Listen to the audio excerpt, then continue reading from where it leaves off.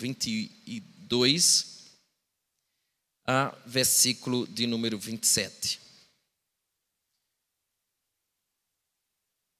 2 Coríntios, capítulo de número 22, até versículo de número 27. Você encontrou? 2 Coríntios, capítulo 22, capítulo 11, versículo 22 a 27. Essa turma que tem por tema aqui, né? Salvo para as boas obras, Efésios 2:10. Eu queria falar nessa noite sobre o tema amando e servindo a Cristo acima de todas as coisas. E se você realmente ama, você amar e servir a Cristo acima de todas as coisas, você entenderá que você foi salvo para essas boas obras. Meus irmãos, eu queria ganhar o tempo, se vocês me permitem, ganhar o tempo da nossa leitura. E à medida que a gente vai avançando, a gente vai fazendo as considerações nos versículos que já me propus aqui, tá? Eu queria iniciar a minha meditação dessa noite falando sobre uma história que certa vez li e que eu acredito que tem tudo a ver com o que nós escutaremos nessa noite.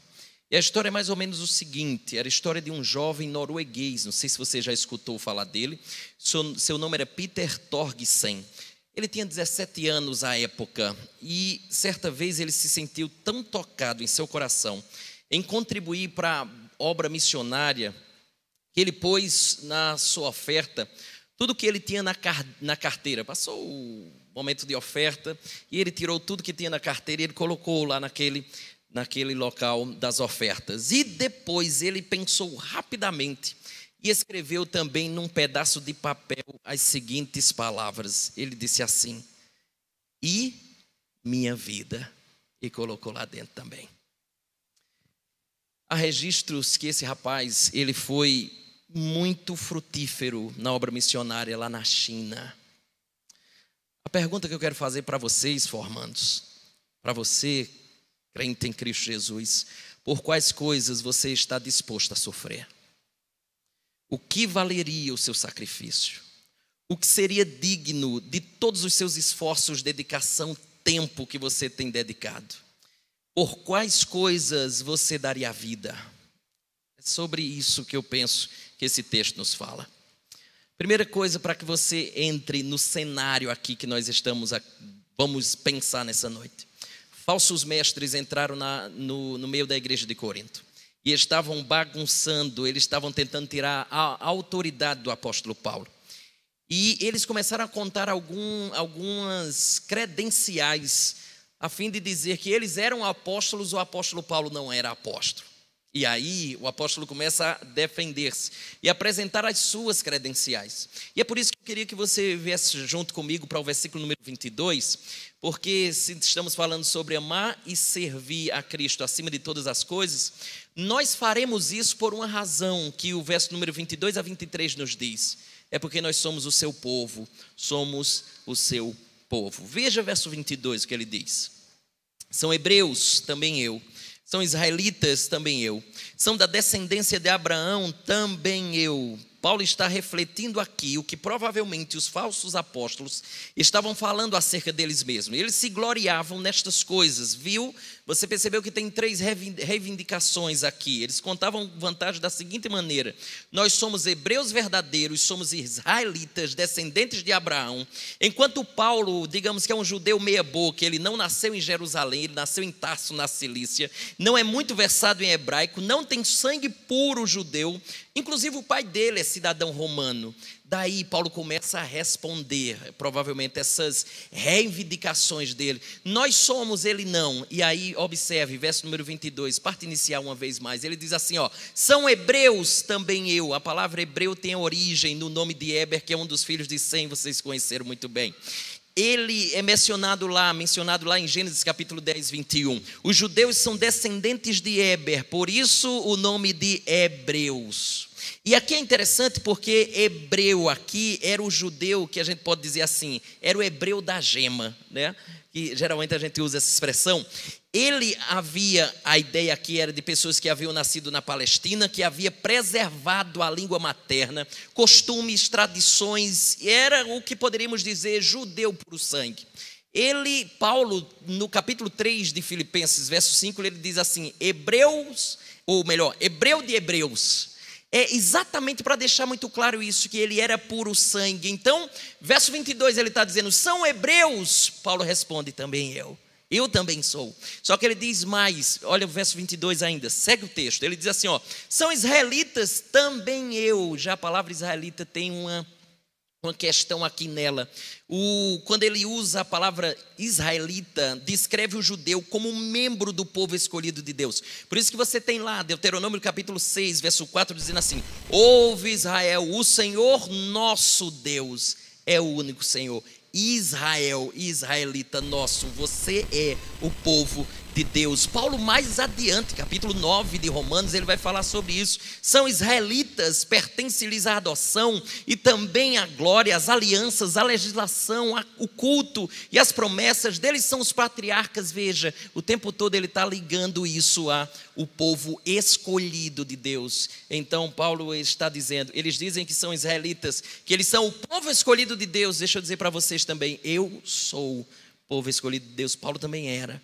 Continua no verso 22, olha o que ele diz, são da descendência de Abraão. Paulo responde, também eu. Vocês sabem muito bem que Abraão é o grande herói do Antigo Testamento, que Deus fez promessas, bem como disse que da descendência dele haveria de vir o grande Messias. Os descendentes de Abraão eram herdeiros das promessas que Deus havia feito ao próprio Abraão. O que ele quer dizer no versículo 22, então, arrematando todas essas coisas, é que estas coisas que os falsos mestres estão dizendo no meio de vocês, contando vantagem, eu também tenho isto igual a eles, eu também sou de igual forma. E aí agora começa o diferencial.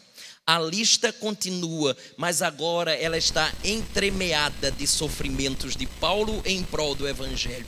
E aqui começa a separar os adultos das crianças, os falsos dos verdadeiros, aqueles que estão dispostos realmente a viver pelo Evangelho e não se aproveitar da questão do Evangelho. E aí eu convido você a vir ao verso 23, porque ele diz uma coisa bem interessante. Ele diz assim, ó, são ministros de Cristo.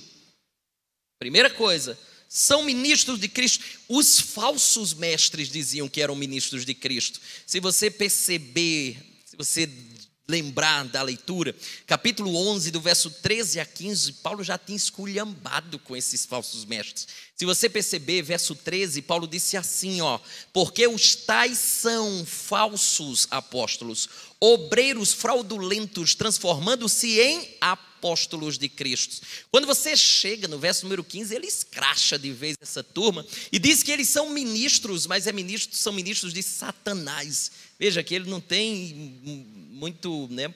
Ele diz mesmo, eles são ministros de Satanás. Logo, Paulo não enxergava eles como ministros de Cristo. Mas é interessante, porque dá a impressão que ele acha, não dá? Preste atenção no verso 23, porque ele diz assim, ó, são ministros de Cristo, falo como fora de mim, eu ainda mais. Aí você diz assim, então Paulo está achando que eles são realmente ministros, mas não, porque no verso 13 e 15, ele já deixou muito claro que esse povo não era nada de ministro de Cristo, são ministros, são servos de Satanás. Mas o que ele está tentando dizer, eu ainda mais aqui? Paulo está dizendo assim, ó, eles julgam ser ministros de Cristo, mas não são, pois o verdadeiro ministro de Cristo traz consigo, nas suas credenciais, escute, não uma lista de medalhas, mas uma lista de cicatrizes. É isso que ele começa a dizer. E aí, aquilo que os falsos apóstolos consideravam uma vergonha, Paulo ostenta como triunfo. Olha como a coisa vai mudando. Enquanto eles se vangloriavam na retórica, já que Corinto era na Grécia, né? Paulo se gloriava nas suas dores. Enquanto eles mostram seus troféus, Paulo mostra o catálogo de seus sofrimentos por Cristo. Isso é totalmente estranho para aquele pessoal. Isso é um absurdo para eles. Já viu alguém contar vantagem? Alguém já chegou para você contando vantagem mais ou menos assim? Eu levei uma pizza hoje, levei uma surra. Já viu alguém contar vantagem assim? Ninguém conta vantagem assim. Você já viu alguém dizendo assim, hoje, ou ontem, semana passada eu fui preso? Queria aqui contar com muita alegria para você. Ninguém conta vantagem assim. Veja, eu levei uma pancada, levei umas chibatadas no mês passado. Ninguém conta isso como vantagem. Por quê? Porque não tem nada de vantajoso. Elas são vergonhosas. Ela não se gloria, melhor, ele não se gloria em realizações, vitórias e sucessos, mas em sofrimentos. Aí Paulo vira a mesa de cabeça para baixo. Ele dá um nó. Funciona como mais ou menos assim. Vejam o que é um verdadeiro servo de Cristo. Só que antes dele falar sobre essas questões, antes de se gloriar em tudo que ele passou, note que ele começa a falar e diz que está constrangido. Se você perceber, o verso 23 é exatamente isso que ele diz. Observe, ele diz assim, ó, são ministros de Cristo, falo como fora de mim. O que ele está querendo dizer como fora de mim? No original grego, a expressão fora de mim é um vocábulozinho que significa uma única coisa, loucura. Falo como fora de mim, falo como louco, falo como alguém que não está bem das ideias. Digamos que aqui seria uma insanidade espiritual. Por quê? Porque se gloriar nos seus feitos é pura tolice e vaidade. A primeira lição que eu quero que você aprenda nessa noite é que você deve ser humilde em tudo que faz, especialmente na obra do Senhor. Essa é a primeira lição que eu espero que você aprenda ao longo da sua caminhada. Você não precisa estar divulgando tudo que faz na obra do Senhor, porque aquele que precisa, aquele que deve enxergar, ele enxerga tudo que você faz. Segunda coisa que nós vamos pensar nessa noite é que se estamos dispostos a amar e servir ao Senhor acima de todas as coisas, nós faremos por quê? Verso 22 a 23, porque somos o seu povo. A partir de então, eu percebo que nós servimos, sofremos e perseveramos nessa vida assim, dedicada ao Senhor, porque Ele é digno de toda a nossa vida. Ele é digno de toda a nossa dedicação. Por isso convido você para o verso 23, digamos que uma parte B, e a gente segue aqui, porque agora começa o catálogo. Ele diz assim, em trabalhos muito mais. É interessante porque a palavra trabalho aqui é uma palavra grega chamada kopos, que quer dizer fadiga, dores, cansaço, esforço, inclusive cortes que estão relacionados com o seu trabalho. Pedro e Paulo, se você lembra muito bem, eles dominam toda a narrativa do livro de Atos dos Apóstolos. Mas o próprio apóstolo Paulo, ele se sobressai até mesmo acima de Pedro e dos demais apóstolos verdadeiros. Paulo quase inteiramente só, se você lembra muito bem, ele ergueu a igreja cristã no mundo gentílico. Seus opositores lá em Corinto, eles haviam chegado somente aonde? Em Corinto, e eles não fundaram a igreja de Corinto, foi Paulo que plantou. Paulo viajou por quase todo o mundo conhecido da época. Quando ele chega no seu famoso sermão lá de Éfeso, lá em Mileto, Atos capítulo 20, verso 17 a 38, ele começa a também falar um pouco sobre as suas atividades. E ele diz que havia ensinado o povo de casa em casa e publicamente. Ele diz que ensinou nas sinagogas e lá na escola de Tirano. Noite e dia ele estava envolvido com a vida de oração, rogando pelas necessidades da igreja que ele fundou. E você sabe muito bem que boa parte do Novo Testamento veio da pena desse homem. Ele escreveu inúmeras cartas para as igrejas e pessoas com as quais ele trabalhava. Paulo trabalhou muito. Qual foi o trabalho que esses homens fizeram? Ele está se referindo aos falsos. Quais foram as igrejas que eles plantaram? E aí vem a relação que ele começa a dar. Joga os olhos no verso 23, ele diz, muito mais em prisões. O livro de Atos relata 5 prisões de Paulo.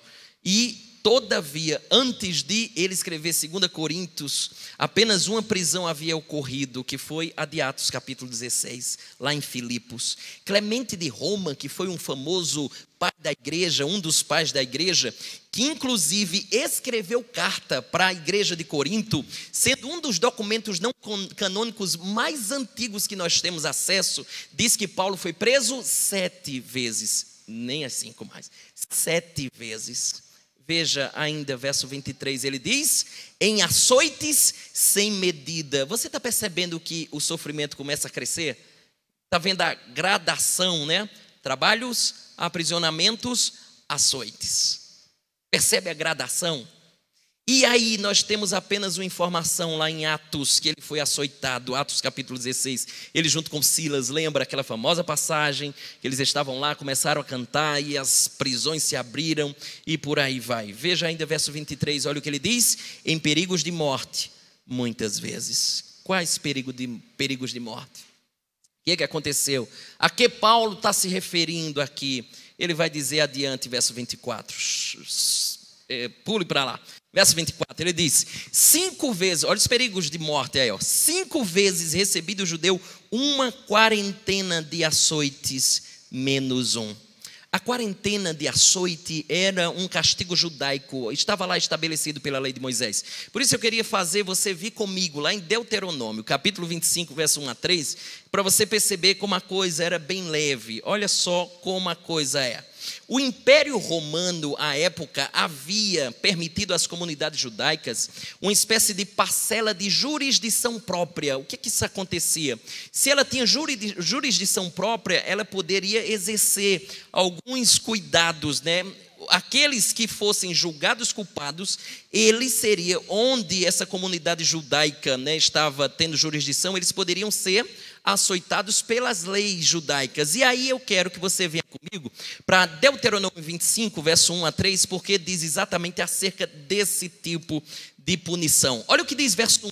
Capítulo 25 de Deuteronômio, diz assim, em havendo contenda entre alguns e vierem a juízo, os juízes os julgarão, justificando ao justo e condenando ao culpado. Agora preste atenção, ele diz assim, se o culpado merecer açoites, o juiz o fará deitar-se, o fará açoitar na sua presença, com número de açoites segundo a sua culpa. Agora olha o verso 3, 40 açoites lhe fará dar, não mais. Portanto, a lei de Moisés estabelecia 40 chicotadas como o limite que o judeu deveria sofrer por alguma penalidade que porventura ele tinha cometido. E existiam penalidades ou crimes, digamos assim, para aplicar esse tipo de penalidade. Mas continue, verso 3 diz assim, olha, para que porventura, se lhe fizer dar mais do que estes, do que as 40, teu irmão não fique aviltado aos teus olhos. Deixa eu traduzir só o final, como eu acho que no nosso português fica mais claro, que é a tradução da NVI. Ela traduz assim, o verso 3, finalzinho, ela diz assim, açoitá-lo, além disso, seria humilhar publicamente um israelita. Eles estavam dizendo assim, depois de 40 era humilhação, para mim na primeira já era. Na primeira, para mim já é humilhação. Imagina 40, era pesado demais. Aí você vê, ele diz lá, 2 Coríntios capítulo 11, uma quarentena de açoite menos um. O que acontecia aqui? Por que diz isso assim, menos um? É porque os judeus dos dias de Paulo ficavam com medo, sabe de quê? Quebrar a lei de Moisés. Então esse medo de quebrar a lei de Moisés, excederem no castigo que eles aplicavam, eles vinham e aplicavam o quê? 39, 40 menos 1, pois eles poderiam errar na contagem, apesar de a contagem ser mais ou menos assim, pá, 1, pá, 2, pá, 3, e assim ia a contagem acontecendo, pancada, contagem, pancada, contagem. Se o carrasco excedesse na punição, sabe o que aconteceria?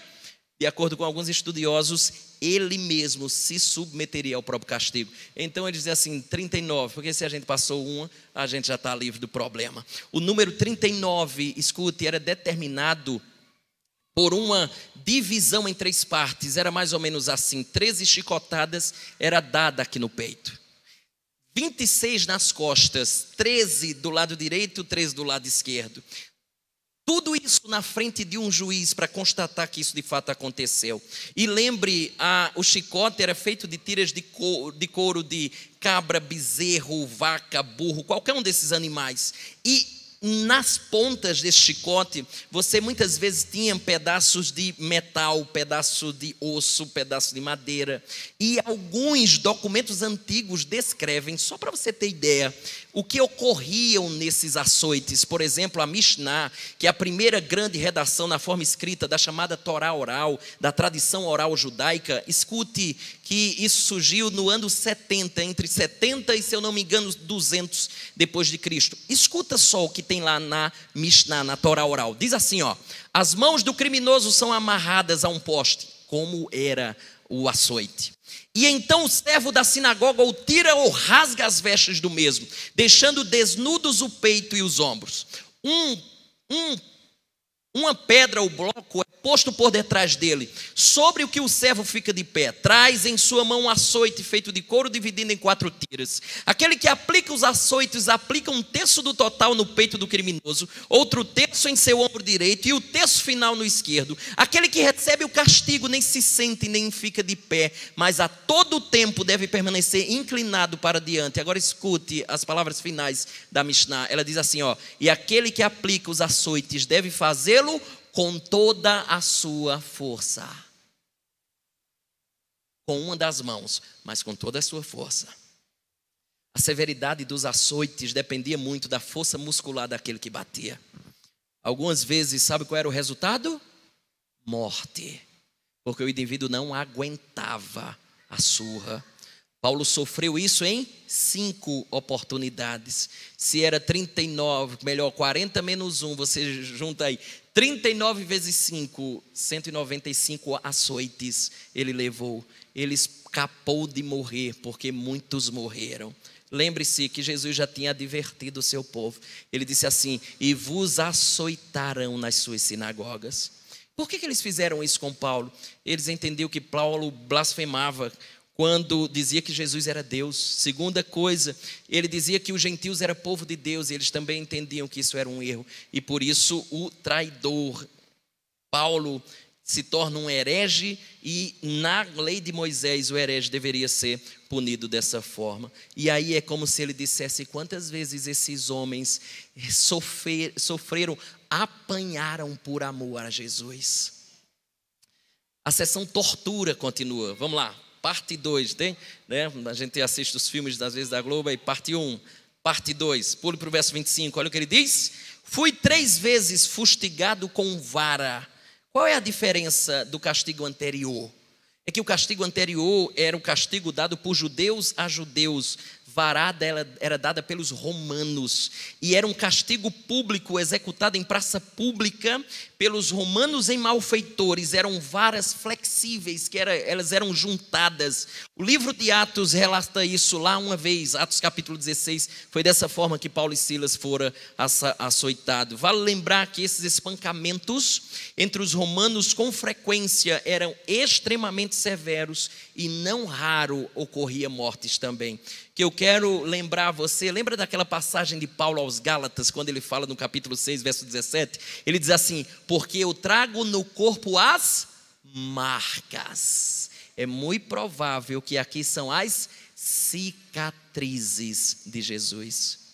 Quantas cicatrizes esse homem levava nas costas? Verso 25, parte B, ele diz assim: uma vez apedrejado. Lembre que apedrejamento também era para um crime de blasfêmia, né? Adultério, servir a outros deuses, idolatria. O indivíduo poderia ser apedrejado. E lembre, Atos capítulo 14 diz exatamente que Paulo foi apedrejado. Escute, a vida de Paulo é um grande milagre nas mãos de Deus. E Deus usava esse homem, livrava ele de muitas situações para que pudesse usá-lo. E aí eu queria que você pudesse pensar nisso. Quantos livramentos Deus deu a você? E senão você não estaria nem aqui se não fosse a mão de Deus. Mas Ele não apenas livrou você, colocou você dentro desse seminário, porque muito provavelmente, eu não tenho dúvida disso, Ele quer usar a sua vida para a glória e louvor do seu nome. Livra você, capacita você e usa você. Veja, verso 25 ainda, ele diz assim, ó: em naufrágio 3 vezes. Meus irmãos, isso aqui para marinheiro profissional era muito. Marinheiro profissional naquela época Era muito a quantidade de naufrágios. E aí você vê que ainda o verso 25 diz assim: uma noite e um dia passei na voragem do mar. Um desses naufrágios do apóstolo Paulo, ele ficou uma noite e um dia em mar aberto, boiando, agarrado a uma tábua ou alguma coisa lá qualquer. A expressão voragem aí é uma palavra grega que significa profundeza, alto mar, lugar em que há uma grande profundidade. Inclusive algumas traduções traduzem por abismo. Era exatamente a ideia de profundezas, alto mar. Joséfo, que foi um famoso historiador romano, né, naquele período ali de Jesus, ele nasceu em 37, morre no ano 100, ele conta que Paulo sofreu numa viagem para Roma, sofreu um naufrágio numa viagem para Roma, quando havia 600 pessoas a bordo, e as pessoas tiveram inclusive de nadar a noite toda até que fossem resgatados. Eles ficaram à deriva no mar uma noite e um dia, e deve ter feito o apóstolo ver-se face a face com a morte. Que noite teria sido essa? Mas caminhe, verso 26, olha o que ele diz: em jornadas muitas vezes. Aqui são viagens. Hoje nós viajamos de quê? Automóvel, ônibus, trem, avião, e são muitas as viagens. A gente chega quebrado, né? Passou o dia viajando, está lá esticando, espreguiçando, ajeitando para cá, para lá, a gente fica cansado. Paulo viajava de barco e muitas vezes a pé, percorrendo longas distâncias. Inclusive dizem que a jornada de um dia equivaleria a 32 quilômetros, dependendo da condição da estrada e do clima. Não é de se admirar que esse homem está muitas vezes cansado e exausto, mas segue a sessão aqui. Verso 26, ele diz assim, em perigos de rios. As pontes naquela época eram raras, então ele tinha que atravessar rios. Atravessar naquela época tinha os seus perigos, sabe por quê? Porque os rios tinham inúmeros mosquitos, como comumente tem. Eles tinham animais perigosos, cobras, você atravessava pântanos. Então eram riscos de você adoecer das pestes, enchentes, mosquitos, animais perigosos. Escute, muitos morreram afogados tentando atravessar esses rios. Verso 26 diz assim, em perigos de salteadores. As estradas antigas também eram perigosíssimas. É tanto que, se você fosse para o mar, piratas atacavam. Por terra, salteadores. Se você viajava por um lado ou por outro, você era atacado. Isso era uma realidade tão vívida, tão comum, que Jesus contou a chamada parábola do samaritano, evidenciando exatamente esse perigo. Lembra? Ele diz assim, certo homem descia de Jerusalém a Jericó e veio a cair nas mãos de salteadores. E o final da história de Jesus diz assim, olha, e deixaram ele semi-morto. Sabe por quê? Porque essa turma não apenas roubavam, eles agrediam as suas vítimas. Por isso que Jesus relata assim, era comum isso acontecer. Agora eu vou juntar dois perigos que ele diz aqui. Verso 26 ele diz assim, olha, em perigos entre patrícios, em perigos na cidade. Vem comigo para Atos 13, rapidinho, para que você possa entender o que ele está dizendo aqui, ou a gente vislumbrar, quando ele está dizendo assim, em perigos entre patrícios, leia-se patrícios como judeus, o seu próprio povo. E aí, observe comigo, capítulo de número 13 de Atos, o versículo é o 45. Ele está aqui na cidade de Antioquia e ele começa a dizer o que está acontecendo. Lá eles pregam o evangelho. Observe, verso 45, Atos 13, ele diz assim, mas os judeus, vendo as multidões, tomaram-se de inveja e blasfemando contradiziam o que Paulo falava. Salto para o verso 49. E divulgava-se a palavra do Senhor por toda aquela região. Mas os judeus instigaram as mulheres piedosas de alta posição e os principais da cidade e levantaram o quê?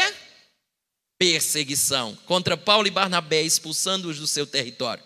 E estes, sacudindo contra aqueles o pó dos pés, partiram para onde?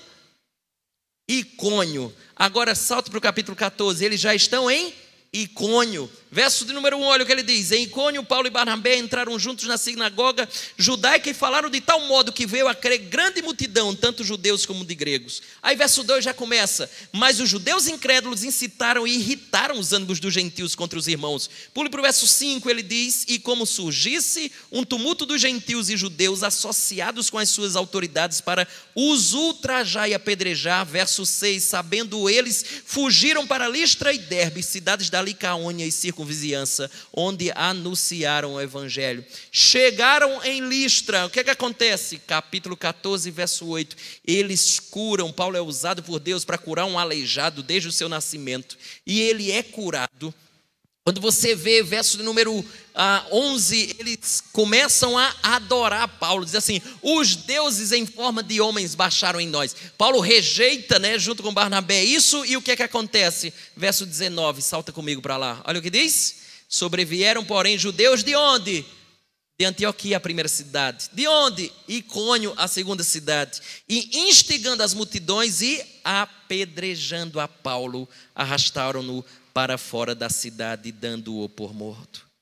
Os seus compatriotas fizeram isso com ele.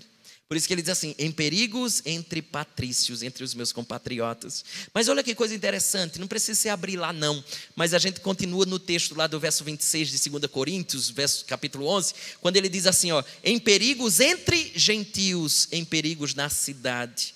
Agora pule para Atos 19. Aí, você já está pertinho, né? Atos 19. Veja que por gentios aqui, ele está dizendo que não apenas sofreu dos seus compatriotas, mas de gente que estava fora desse vínculo dos compatriotas. Veja, ele está em Éfeso. E aqui Paulo prega o evangelho do Senhor Jesus. E sabe o que acontece? Salta para o verso 19, ele diz assim, também muitos dos que haviam praticado artes mágicas, reunindo os seus livros, os queimaram diante de todos. Calculados os seus preços, achou-se que montavam a 50.000 denários. Salário de 50.000 dias de um trabalhador comum. Seria o equivalente, para você ter ideia, a trabalhar 137 anos ininterruptamente. O que se queimou naquele dia.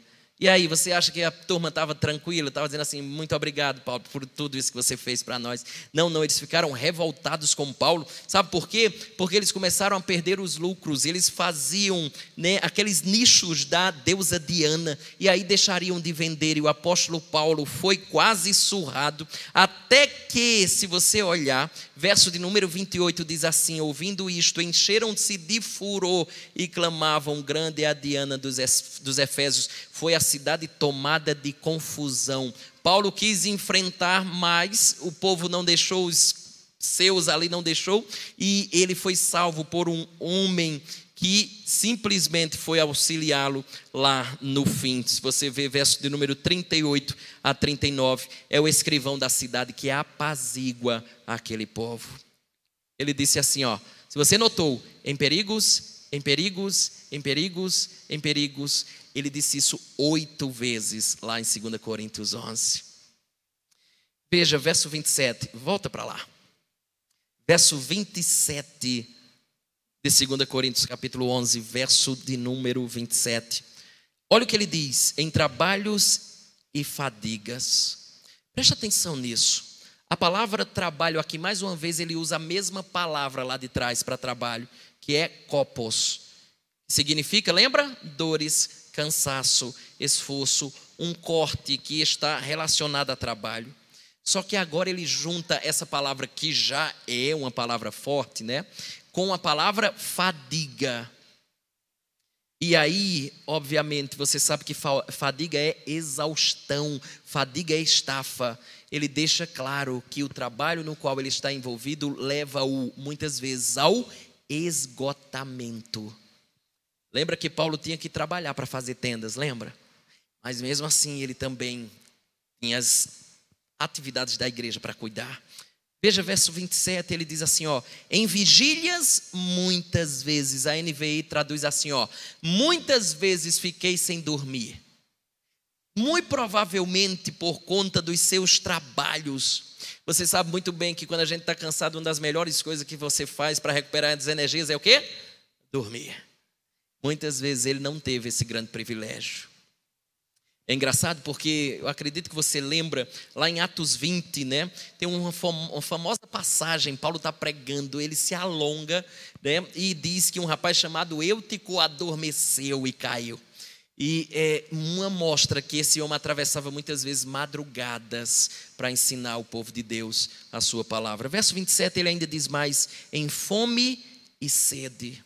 Estas são necessidades básicas da vida. Mas eu queria que você entendesse uma coisa interessante que passa desapercebido aqui.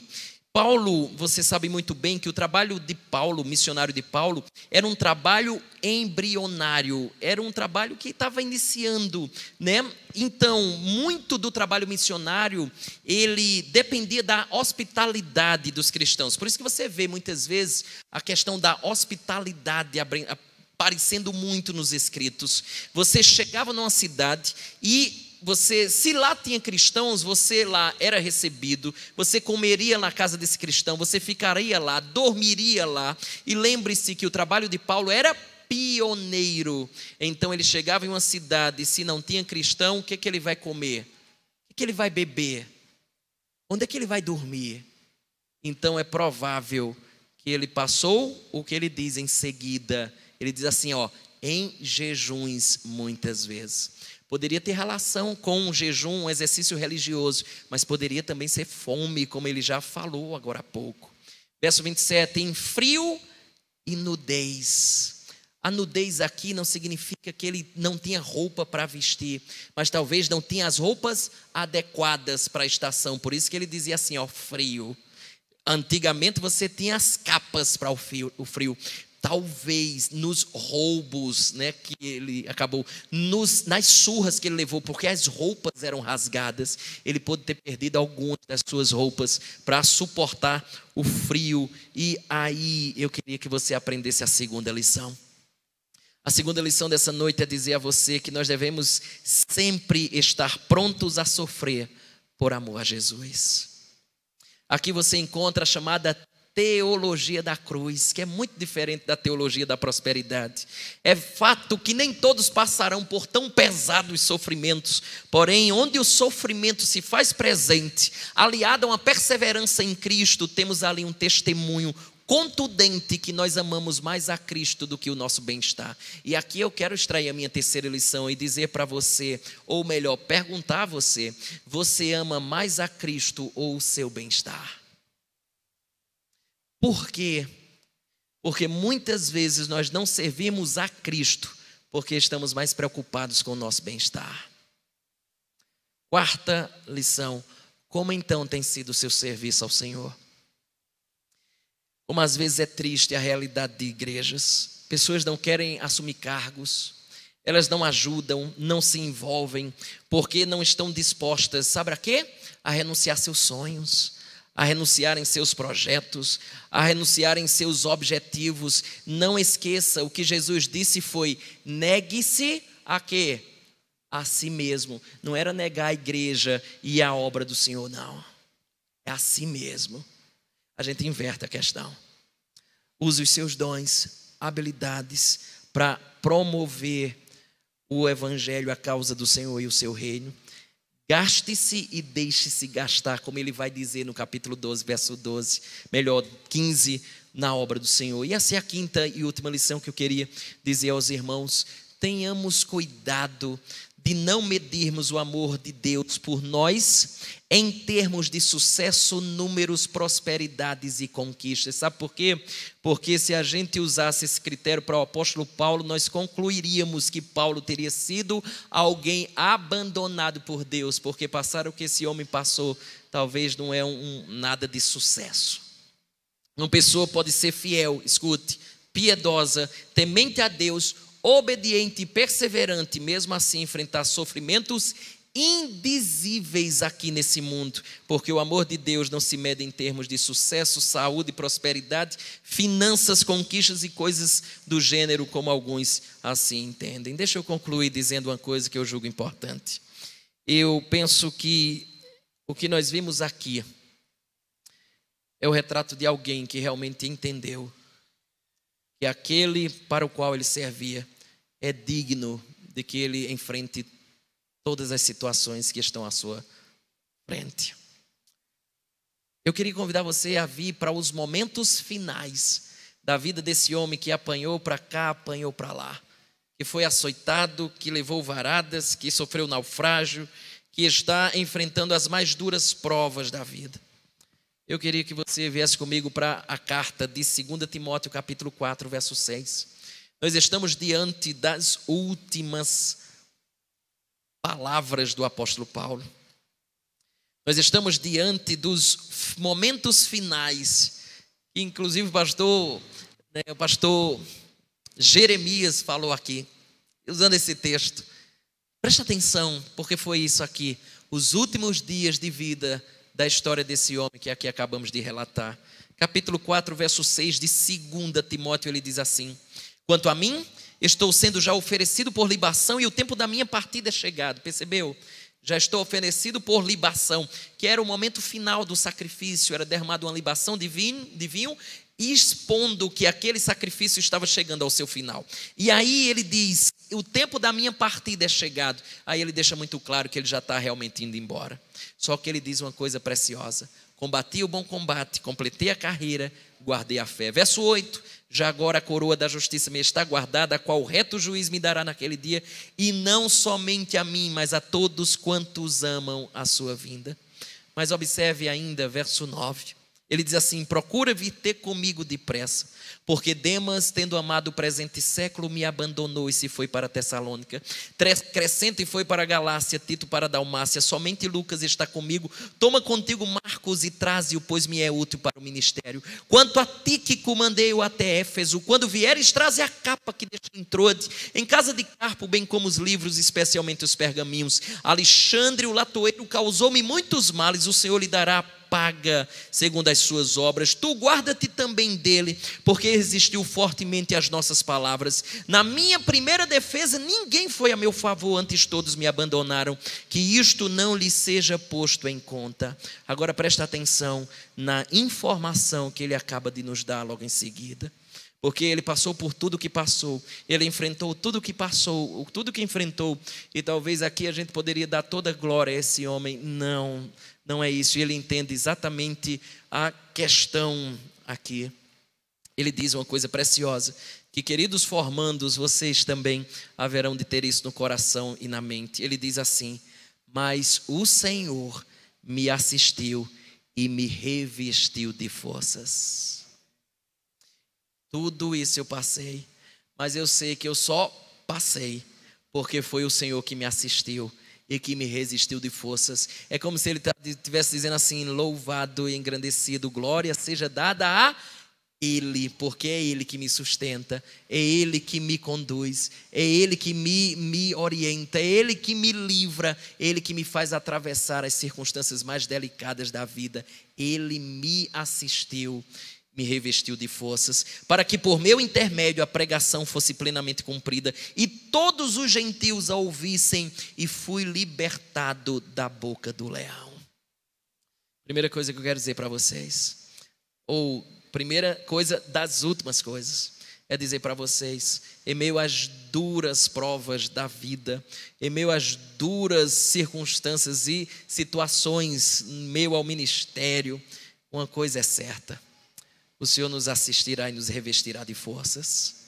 E senão a gente não chega lá, a gente não atravessa, senão a boca do leão traga. Porque ele disse assim: fui liberto da boca do leão. É como se em momentos ele sentiu que a boca do leão ia fechar, e alguém foi lá e arrancou da boca do leão. Era Deus livrando a sua vida em vários momentos. Só que eu queria dizer uma segunda coisa nisso tudo. Quis Deus que a última cena da vida de Paulo não fosse registrada na Bíblia. Não sei por que aprove a Deus não registrar, mas como alguém já descreveu, poderia ter sido mais ou menos assim. Houve um dia em que o carcereiro recebeu em sua mesa um pedaço de couro ou pergaminho contendo o nome do prisioneiro que deveria ser morto naquele dia. E esse homem pegou o pesado molho de chaves e na outra mão carregava uma tocha de fogo, uma vez que aqueles corredores de prisão naquela época eram bem obscuros, eram bem escuros. Então aquele carcereiro percorre aquele corredor e ele abre aquela porta de ferro pesada e entra naquela masmorra escura e fria. Chama um nome, Paulo, e lá de dentro um senhor de idade responde: sou eu estou aqui. Acorrentado, ele é retirado da masmorra, percorre o longo corredor, chegando ao local do martírio. Quem sabe o algoz diga assim: fale as suas últimas palavras, tenha o seu momento final aqui na história. Quem sabe ele tenha dito o final do versículo número 18, que ele diz aqui nessa carta: a ele glória pelos séculos dos séculos, amém. Em seguida ele coloca a cabeça no cepo. A espada do seu algoz desceu, cortando a sua cabeça. Corpo vai para um lado, cabeça vai para o outro. Ele tomba aqui na nossa terra como um mártir e é recebido nos céus como um príncipe. Oh, queridos formandos, eu queria dizer uma última coisa a você. Que Jesus seja tão precioso para vocês, para nós, que estejamos dispostos a viver e morrer para Ele. Ó Deus, diante de um relato tão forte, nos dá uma vergonha muitas vezes. Porque tem gente que diz que está disposta a morrer por Cristo, mas não tem coragem nem para acordar para ir para uma escola bíblica dominical. Nós dizemos que muitas vezes estamos dispostos a morrer por Cristo, mas muitas vezes não estamos dispostos a nenhum esforço sequer em prol do seu reino, da sua causa. Ó Deus,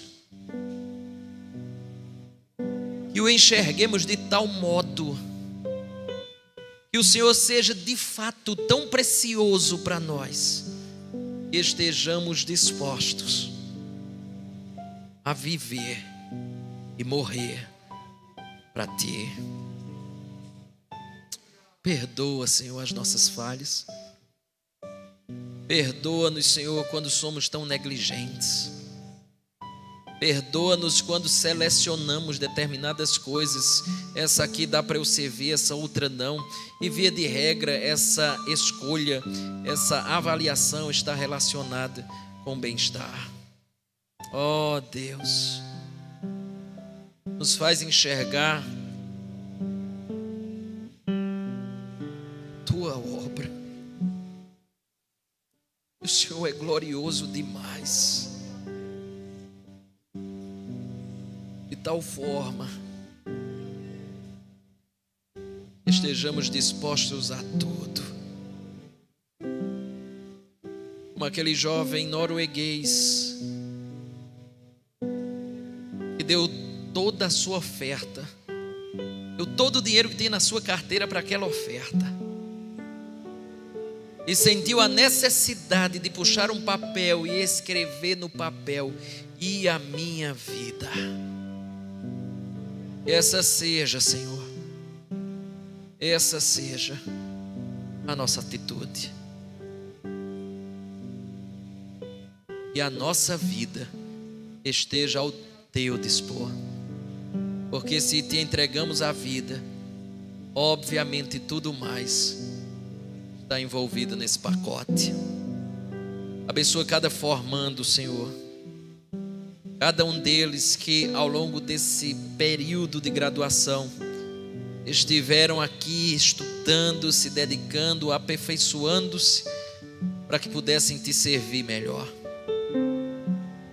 Deus de toda glória, conduza-os, Senhor, e que as verdades que vimos nessa noite possa penetrar mente e coração de cada um deles, a ponto deles, de fato, entenderem que não vieram aqui a troco de nada, que não foi sorte ou azar fazer seminário.